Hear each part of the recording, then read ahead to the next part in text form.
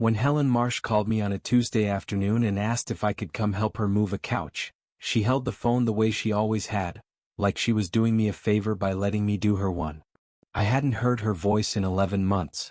Not since the last time I'd stood in her kitchen holding a box of my own things while her daughter watched from the hallway with her arms crossed, waiting for me to leave so the house could go back to being hers again.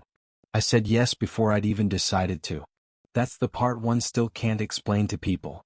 Not the couch.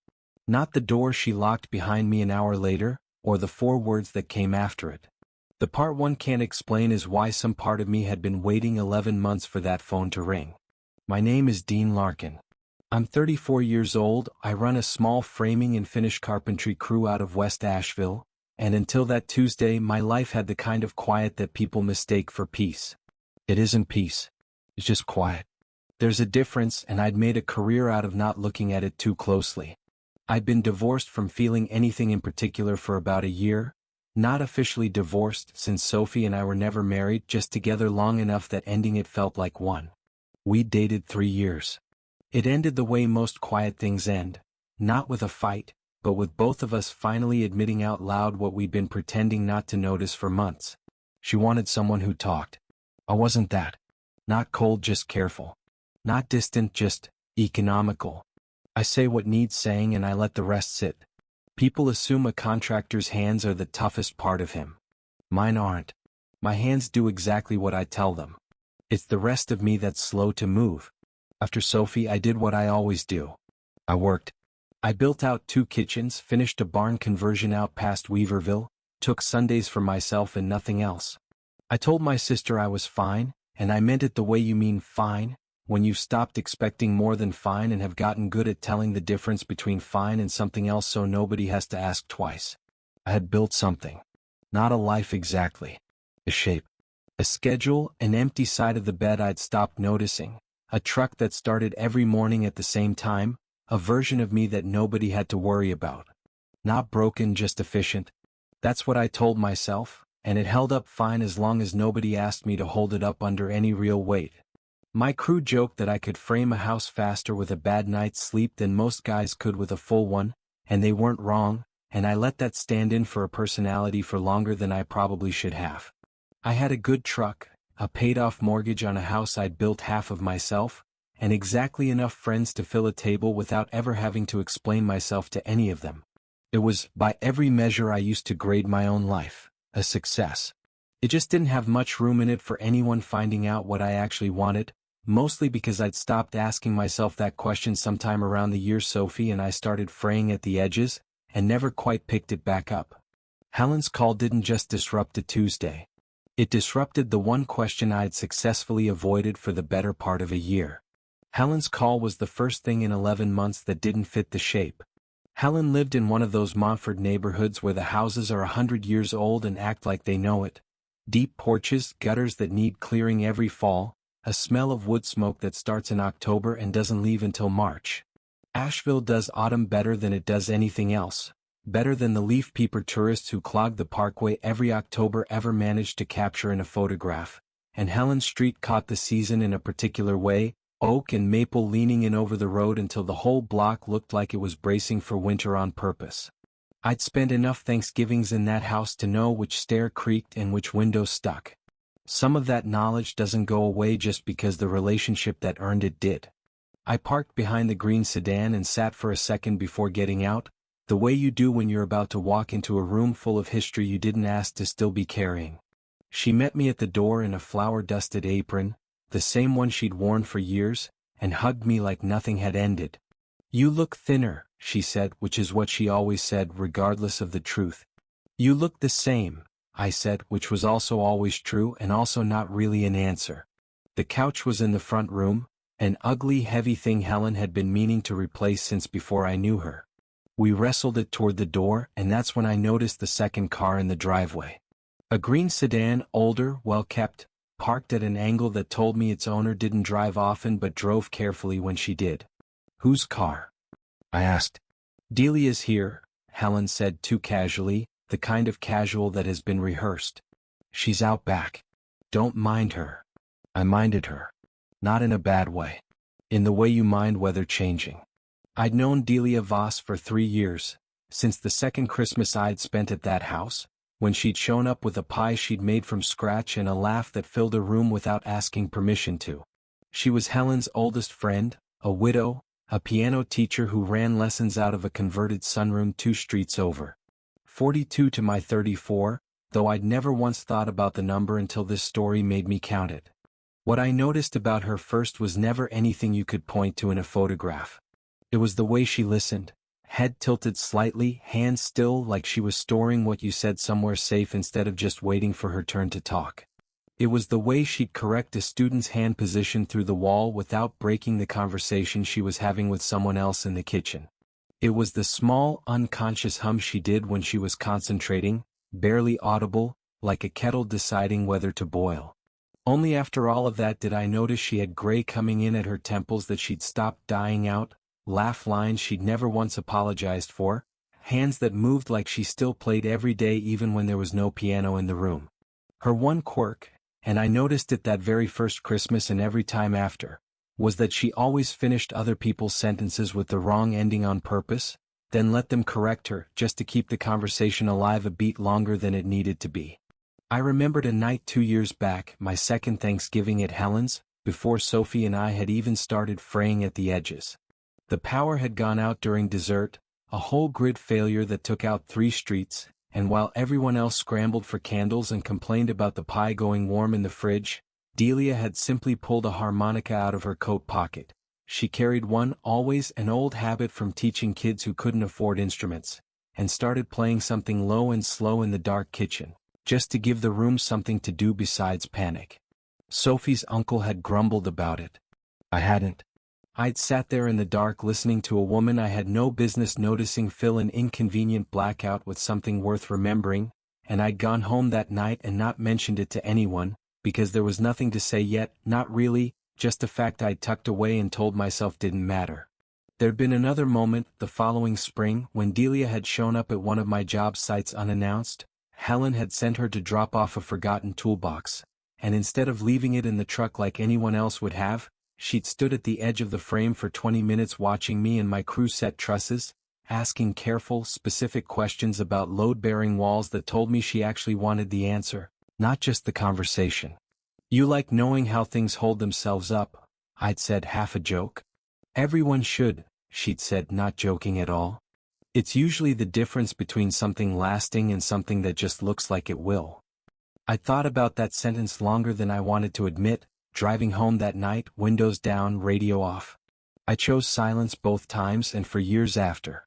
Sophie was still in the picture the first time, and loyalty to a relationship, even one already thinning, meant not noticing a woman who wasn't mine to notice. After Sophie, it was something closer to fear. Delia was Helen's oldest friend, a widow who'd buried a husband I'd never met but had heard described in reverent tones at every holiday table, a woman 8 years older than me who belonged, by every unspoken rule I'd absorbed without questioning, in a category separate from anything I was allowed to want. So I buried it. Filed it next to every other thing I'd decided wasn't mine to have, until I'd nearly convinced myself the whole thing had never been real to begin with, just a contractor noticing craftsmanship in a person, nothing more. That Tuesday she was on the back porch shelling peas into a bowl she'd had since before I was born, and she looked up when the screen door opened, and something crossed her face that she put away fast enough that I almost missed it. Almost. Furniture mover, she said. Helen said you might come by.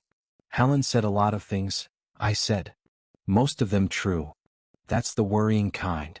I didn't have an answer for that, so I carried the couch out to the truck instead. It's a habit of mine. When a conversation gets close to something, I find a piece of furniture to move. We got the couch loaded, brought in the new one. Smaller, better, the kind of thing you buy for a house you're planning on staying in, and I was coiling the last of the furniture blankets when I heard the deadbolt turn behind me. Helen was standing with her back against the door, arms folded, looking at me the way she used to look at Sophie when Sophie was about to get caught in a lie. Helen, I said. The door. We need to talk, she said. I want to tell you I had some clever line ready. I didn't. What I did was set the folded blanket down slow and careful, like it might go off if I dropped it, and say, okay. That's it. That's the whole subversion. Everyone in that room, Helen and by extension the version of me she expected, thought I'd bolt for a joke or the back door or my truck keys. I didn't. I just sat down on the arm of the new couch and waited, because whatever this was, it clearly cost her something to set up, and I owed her more than a joke. She told me plainly without warming up to it the way people usually do bad news. Delia had feelings for me. Had for months. Maybe longer. She told me Delia had noticed the way I went quiet whenever she walked into a room, had noticed I remembered which songs she taught and which ones she played for herself, had noticed 100 small things a woman notices when she's decided a man matters and is waiting to see if he'll admit the same about her. She's given up, Helen said. Last week. Told me straight out. He's made himself clear, Helen. I need to stop pretending otherwise. I never said anything, I said, which was true and also exactly the problem. That's what I mean, Helen said. You never said anything. Man like you, that's a decision, not an accident. I sat there a long moment with that. Because she was right, and because she was Sophie's mother, and because some part of me had spent 3 years being careful not to notice a woman I had no business noticing, out of a loyalty to a relationship that had ended and a family that hadn't asked me to stay loyal to anything. What do you want from me? I said. Not a question really. A door I was leaving open. Spend time with her, Helen said. Not for me. For her. Prove me wrong if you have to. Just don't let her walk away from something real because you were too careful to say it was real. I drove home that night the long way past the river again, the same route I'd take a dozen more times before the year was out, and I sat in my driveway for a full 10 minutes before going inside, running the numbers on what Helen was actually asking of me. Not just to be kind to a lonely widow. To walk, deliberately, into the one category of feeling I'd spent 3 years convincing myself I wasn't allowed to have, and to do it in full view of a family that had every reason to watch closely, given how the last relationship in that house had ended. I called my sister that night, which I almost never do for anything other than birthdays. She's telling you this because she trusts you, my sister said when I laid it out for her, stripped of names, just the shape of the thing. Mothers don't hand over information like that to men they think will waste it. I don't know if I'm the kind of man who doesn't waste things. Then find out, she said. Sounds like you've got a pretty specific way to test it. I didn't sleep much that night. I kept coming back to the bench, the one I hadn't fixed the first Christmas I noticed it wobbling, or the second, 3 separate holidays of feeling that small give under a person's weight and saying nothing because it wasn't my house and it wasn't my job and it wasn't, I told myself, my business. I thought about how much of my life had been built on exactly that reasoning. Not my house. Not my job. Not my business. A very tidy way of making sure nothing ever cost me anything, including the things that might have been worth the cost. Before I tell you what happened next, where in the world are you listening from? I want to know. These stories started as something quiet, just me and an empty document at midnight, and now they travel further than I ever expected. Subscribe if you haven't yet, the next one might be the best thing you hear all week. Okay, back to where we were. I told myself I was doing it to prove Helen wrong. That's the lie I built the first 2 weeks on, and it held up about as long as most lies do. The first time, I brought a toolbox to Delia's sunroom under the excuse that her piano bench had a wobble, which was true. I'd noticed it the previous Christmas and never mentioned it, because apparently noticing things about her and keeping them to myself was a lifelong habit I hadn't examined. You didn't have to, she said, standing in the doorway while I knelt by the bench with a hex key. I know, I said. Then why? Bench is wobbling. Somebody's going to fall off it eventually. I tightened a bolt that didn't need tightening just to have something to do with my hands. She watched me work for a while, arms crossed, that same stillness she brought to listening. Helen talked to you. Helen talks to everybody. Dean. It was the first time she'd said my name like that, flat, direct, asking without asking. I looked up at her, and for a second neither of us said anything, and the room did that thing rooms do when 2 people are both pretending not to notice the same silence. She did, I said. Talk to me. And I fixed your bench. She laughed, short, surprised out of her, and something in my chest loosened 1/2 inch. That's your answer to everything, isn't it? Somebody hands you a feeling and you go find a piece of furniture to fix. It's a functional response, I said. Bench works now. I didn't ask about the bench. I didn't have an answer for that either, so I packed up my toolbox and left, and I thought about that exchange for 4 days straight while I was supposed to be measuring joists on a job in Fletcher. The second time was accidental, the way most real things start. Helen had a leak under her kitchen sink and called me over on a Saturday, and Delia was already there teaching a lesson in the sunroom while I worked.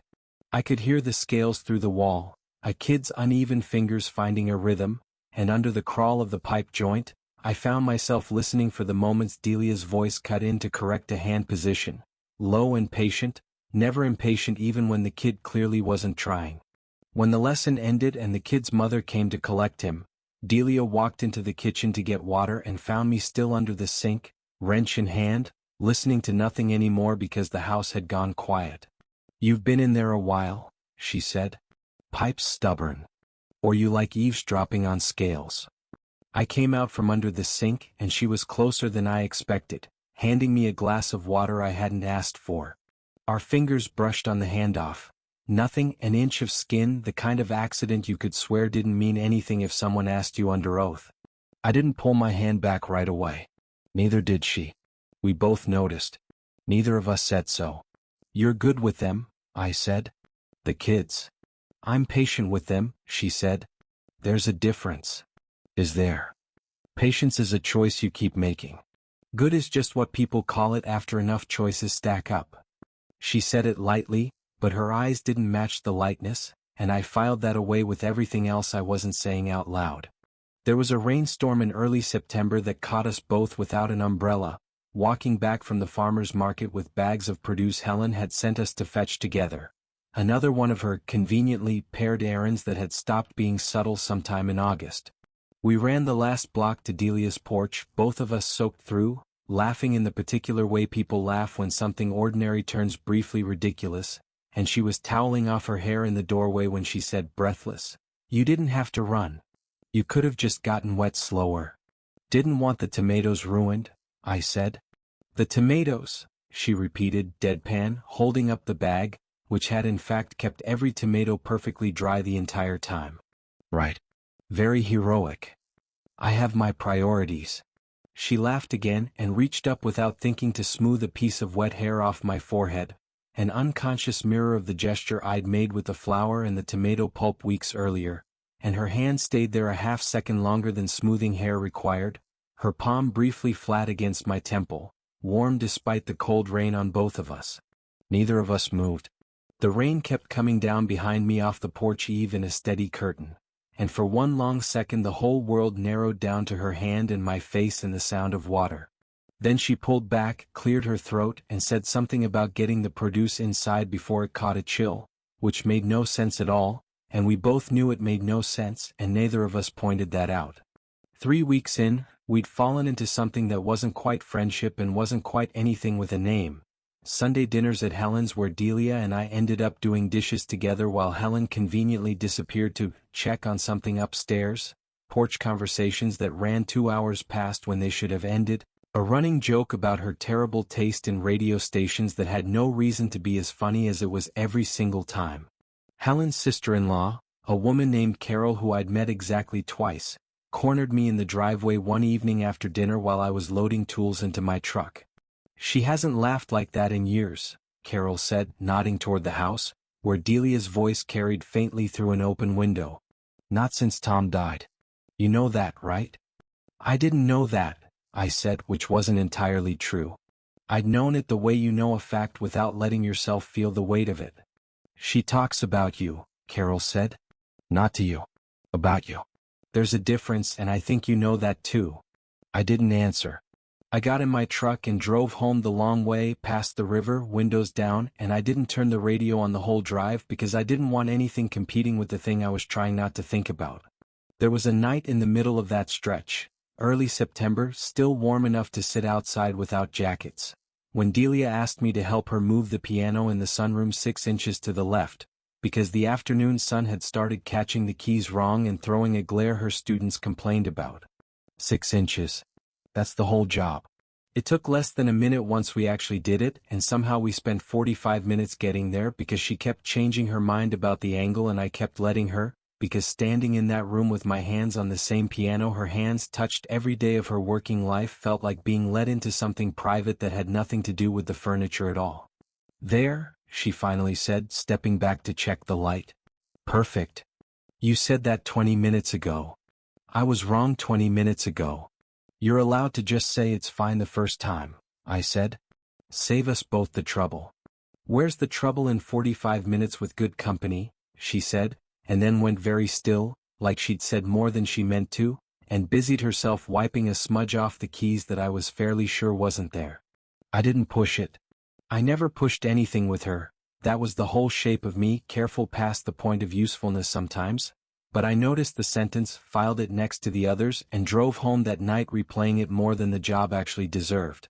2 weeks after that, Helen roped both of us into canning tomatoes on a Saturday that turned into an all-day affair, the kind where you end up elbow-deep in a pot of boiling water with someone and forget, for hours at a stretch, that there's anything else in the world worth paying attention to.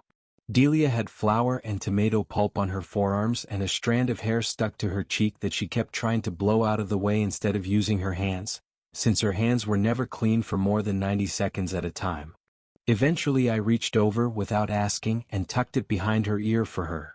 A half second of contact, nothing more, my knuckle brushing her cheekbone on the way back. She didn't flinch. She didn't lean into it either. She just went quiet in a way that felt louder than anything she could have said, and Helen, 3 feet away at the stove, very deliberately did not look up from the pot she was stirring, which told me she'd seen it anyway. "Thank you," Delia said, a beat too late to sound casual. "Wasn't going to let you go around looking messy," I said. "Bad for the piano teacher reputation." "Terrible for it," she agreed and went back to peeling tomatoes, and neither of us said another word about it, though I noticed her hand wasn't quite steady on the paring knife for the next few minutes, and neither, if I'm honest, was mine. By mid-September, the small moments had started stacking up faster than I could keep pretending they didn't mean anything. A hand that lingered a half-second too long passing a coffee mug, a comment about missing me when I skipped a Sunday dinner for a job that ran late, the way she'd started saving me a seat at Helen's table without either of us discussing it, like it had simply become fact. The moment that mattered most, the one I held back from, happened on a night in late September on Delia's back steps, both of us finishing off a bottle of wine that had started as just one glass 3 hours earlier. "You're careful," she said out of nowhere, looking at the yard instead of at me. "Careful like a man who got burned once and built his whole life around not getting burned twice. That obvious. You have no idea how obvious." She turned to look at me then, and the porch light caught the side of her face, and for one full second neither of us moved, and the distance between us on that step was exactly the kind of distance a person closes without deciding to, if they're going to close it at all. I didn't close it. I said, "Getting late," and stood up, and she let me, and neither of us mentioned it again, but I drove home that night with both hands tight on the wheel the entire way, replaying the half second I'd let slip past instead of taking it, and I understood for the first time exactly how much I had to lose by continuing to say nothing. Before I tell you what happened next, I have to ask, where in the world are you watching this from? Drop your city, your country, anything down in the comments. These stories started as something quiet, and now they travel further than I ever expected, and I want to know how far. Subscribe if you haven't already, because the next one might be the best thing you hear all week. Okay, back to where we were. The confession, when it finally came, wasn't a confession at all. Not in the way anyone would have staged it. It was mid-October. Delia's porch again, colder now, both of us in jackets, a fire going in the small pit she kept in the yard. She'd had a rough week. A student's family had pulled their kid from lessons over money, and she was doing that thing she did where she pretended it didn't matter while her hands gave her away, twisting a dish towel she'd carried out from the kitchen for no reason at all. "You don't have to sit out here with me," she said. "It's cold. You've got a job in the morning." "I've got nowhere better to be," I said. "That's not the same as wanting to be here." "It's exactly the same," I said. "For me. Might be the only place I want to be lately." She went still, the same stillness she gave her students, but pointed at me now, and for a moment I thought I'd said too much, too plainly, and broken whatever careful thing we'd been building by naming it too early. Then she said, quiet, not looking at me, "You remember the bench you fixed?"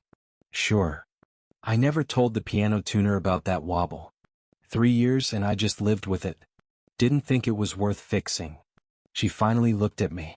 "And then you noticed something I'd stopped noticing about my own life and fixed it without asking, and I haven't stopped thinking about that since." That was it. That was the whole thing.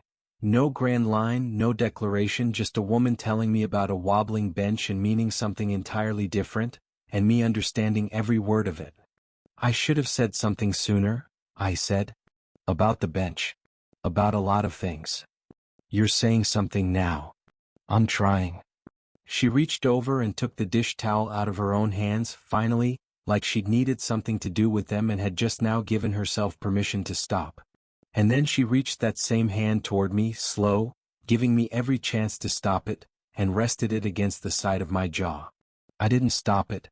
The fire popped once, low, and somewhere down the street a dog barked at nothing, and the cold October air smelled like wood smoke and the last cut grass of the season, and neither of us said another word for a long moment, because there wasn't a word built yet for what that moment was. Her hand was warm against the cold air, warmer than it had any right to be after sitting outside for an hour, and I noticed the small callus at the tip of her middle finger, the one every serious piano player carries, pressed light against my jaw like she was testing whether I'd hold still for it. I did. The fire threw shifting orange light across half her face and left the other half in shadow, and somewhere behind her the porch light buzzed faintly, the way old bulbs do in cold weather, and none of it mattered and all of it mattered, the way small details do when you know you're going to remember a moment for the rest of your life and some part of you starts cataloging it before it's even finished happening. Then she said, dry, the corner of her mouth pulling up despite everything, "For a man who fixes everything, you sure took your time getting to this one." "I was working up to it," I said. "Slowly. On purpose. You and your patience. Learned it from somebody. If that landed the way I think it did, subscribe because there's a new one of these every single week and I want you here for the next one. And before we keep going, tell me where you're watching from." I read every comment. Okay, back to it. I wish I could tell you it was simple after that. It wasn't, and if I skip the hard part, none of what came later means what it's supposed to. His name was Grant Carell, and he showed up in November like weather nobody had forecast. Successful, easy with a room, the kind of man who complimented Helen's cooking loud enough for the whole table to hear and somehow made it sound sincere. He'd known Delia years back, before Tom, and he'd moved back to Asheville that fall with money and confidence and absolutely no hesitation about either. He courted her the way I never had. Flowers that showed up at the sunroom door with no occasion attached. Dinners at places with tablecloths. He said things out loud in front of people that I'd only ever managed to say once on a cold porch after months of silence. And people noticed the difference.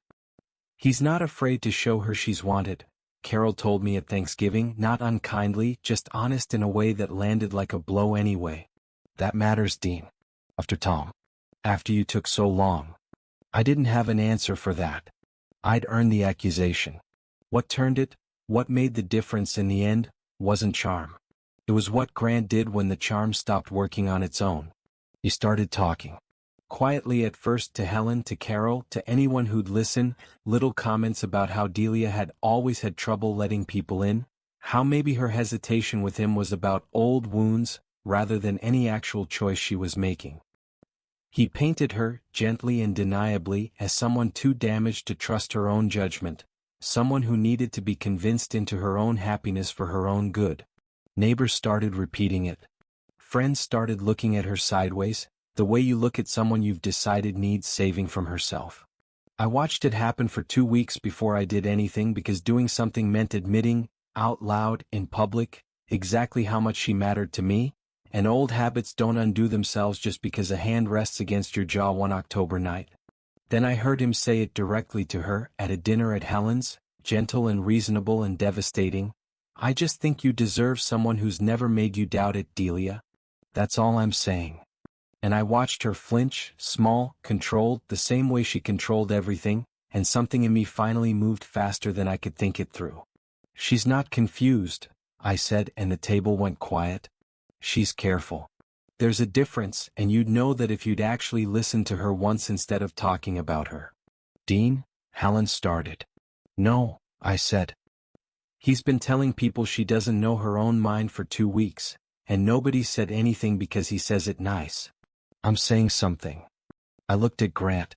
You don't get to decide what her hesitation means. She gets to decide that. The table stayed silent a long moment. Delia looked at me, not at Grant, not at Helen, at me, like she was seeing something she hadn't been sure was actually there until right then. That wasn't the only time. Over the following weeks, I said it again plainly to Carol, to the neighbors who'd started repeating Grant's version of things, to anyone who brought it up, that Delia Voss knew her own mind better than any of them gave her credit for, and that whatever choice she made, it would be hers, not something talked into her by a man who confused persistence with love. It cost me. Carol didn't speak to me for a month.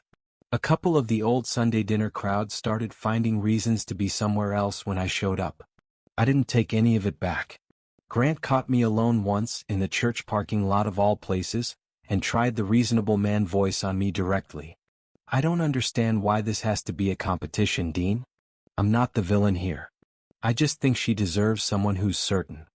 You're not wrong that she deserves certain, I said. You're wrong that certain means loud. It means true. There's a difference, and you've been selling people the first one and calling it the second. That's rich, coming from a man who took 3 years to say anything at all. Maybe, I said. But I never once told her friends she didn't know her own mind to get there. That's the part one can't get past. You didn't court her, Grant.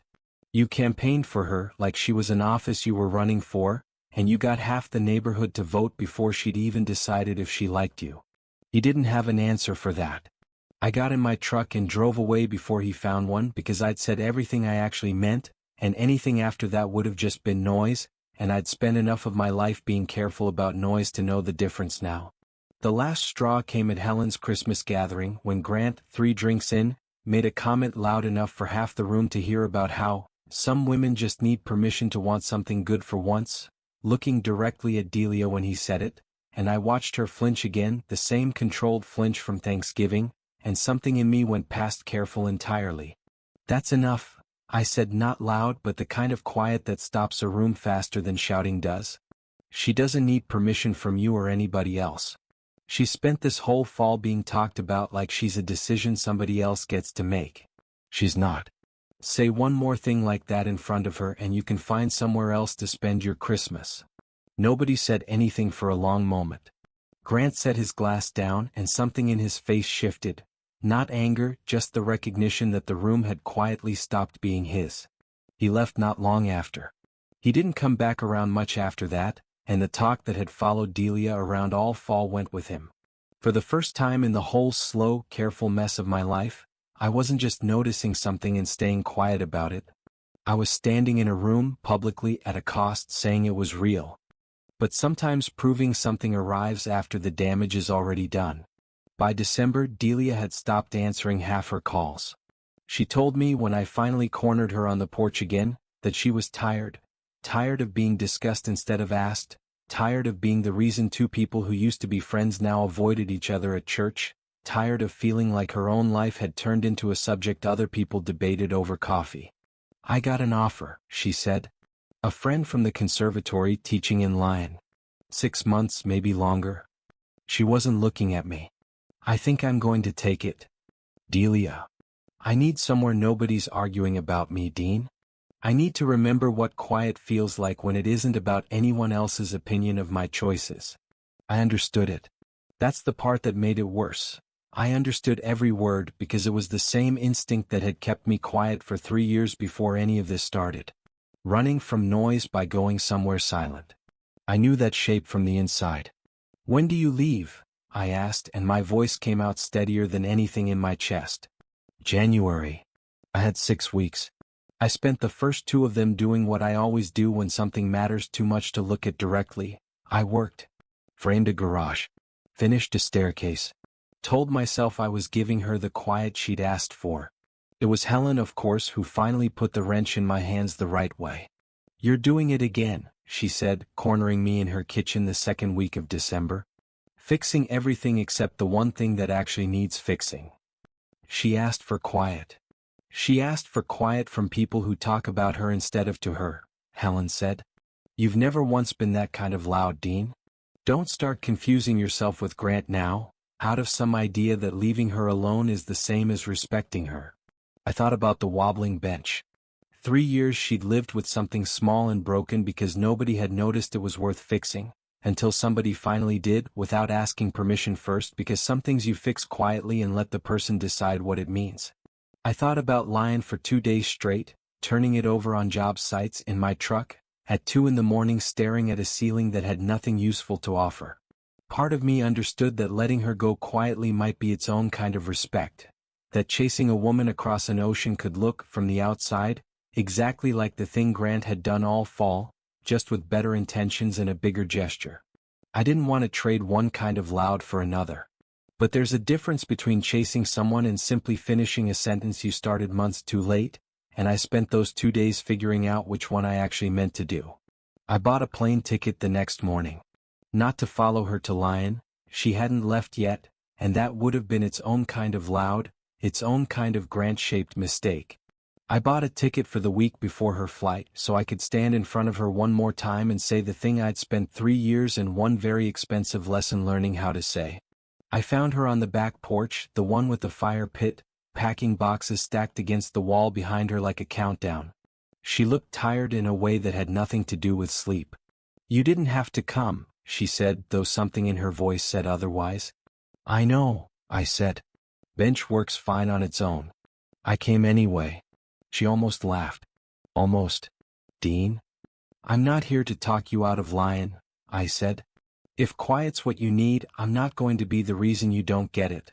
I just needed you to hear one thing before you go, and then I'll go home and let you pack. She waited. The fire pit sat cold and empty between us, no October warmth in it this time, just December air and both our breath showing. I spent 3 years noticing things about you and saying nothing because saying it felt like it cost too much, I said. Then I finally said something in October on this exact porch, and I meant every word of it. And these last few weeks, I've said it in rooms that weren't nearly this quiet, to Carol, to half the neighborhood, to a man who thought persistence and love were the same thing. I'm not good at loud. I never will be. But I learned it for you, and I'd learn it again in French, in Lion, in whatever room you need me to say it in, if that's what it takes for you to believe it's real. She was quiet a long moment, hands still around the packing tape she'd been holding, and then she set it down on the box behind her, slow, the same way I'd set down that furniture blanket months ago, waiting to see what would happen next. I already believe it's real, she said. That was never the problem, Dean. The problem was I got tired of being the thing 2 towns argued about instead of the thing one man simply chose.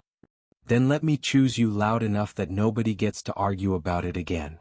She crossed the distance this time too. She'd made the first move back in October, and she made it again now, standing close enough that I could see exactly how tired she was and exactly how much she didn't want to be anymore. Ask me properly, she said. Not a speech. Just ask.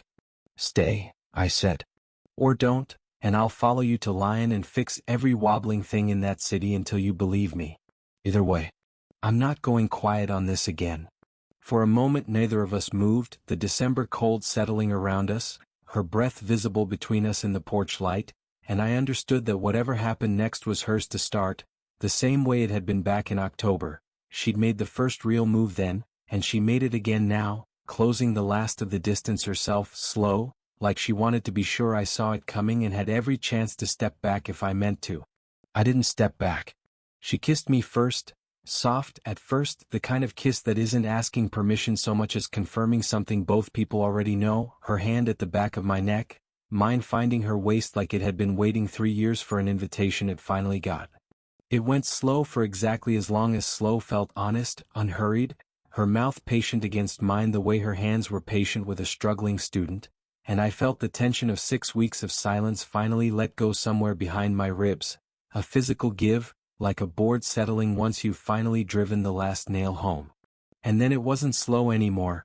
The kind of kiss that says everything the porch conversations and near misses and 6 weeks of silence hadn't let either of us say plainly, her fingers curling into my collar, mine pressing flat against the small of her back like I could hold the whole moment still if I just held on tight enough, until neither of us was thinking about Lion or Grant or wobbling benches at all, just the small cold porch and the two of us finally choosing the same thing at the same time out loud, with no audience but the empty fire pit and a stack of half-packed boxes that, as it turned out, never made it onto a plane.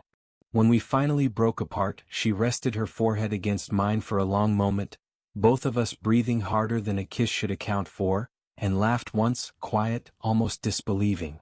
"Well," she said. "That took you 3 years and a plane ticket." "Some benches take longer to fix than others," I said, and she laughed again for real this time, and kissed me a second time just to prove the first one hadn't been a fluke. 6 months in, we spent a Sunday moving her piano again. Not 6 inches this time but 3 miles into the house we'd started sharing, the one with a sunroom of its own that got better light than the old one ever had. She stood in the doorway watching me and Helen's nephew wrestle it through the frame and said, dry as ever, "Careful, that's the piece of furniture that started all this." "No," I said. "The couch started all this. This is the piece of furniture that's going to finish it." She didn't have an answer for that one, which happened rarely enough that I made a point of remembering it.